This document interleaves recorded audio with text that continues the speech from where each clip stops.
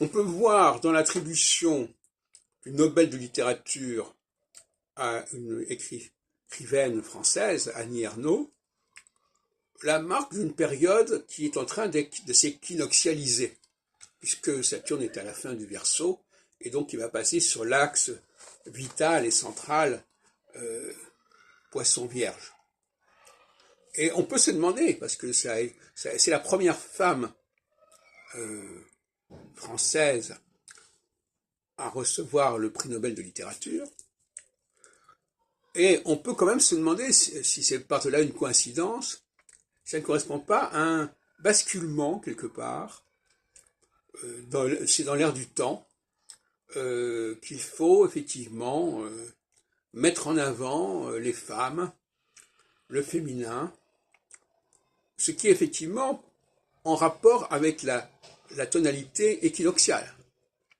La tonalité solsticiale, c'est l'ère des leaders masculins, et la tonalité équinoxiale, c'est l'heure de la femme, comme on le dit dans la Genèse, n'est-ce pas?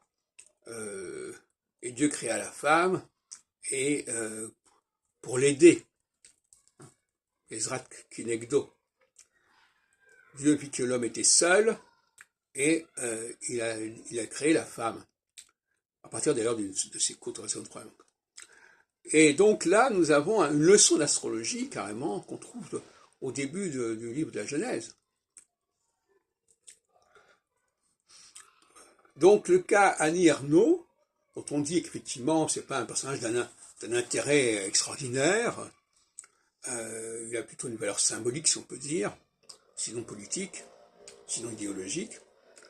En tout cas, les partisans de promouvoir la présence féminine dans la liste des prix Nobel ont emporté une victoire. Je ne connais pas exactement les tenants et les aboutissants de ce qui se passe au niveau du prix Nobel, mais enfin, visiblement, il y a un parti, au sens large du terme, parti, qui a profité de ce basculement équinoxial qui se fait aux dépens des figures majeures, masculines, qui normalement auraient dû être couronnées davantage.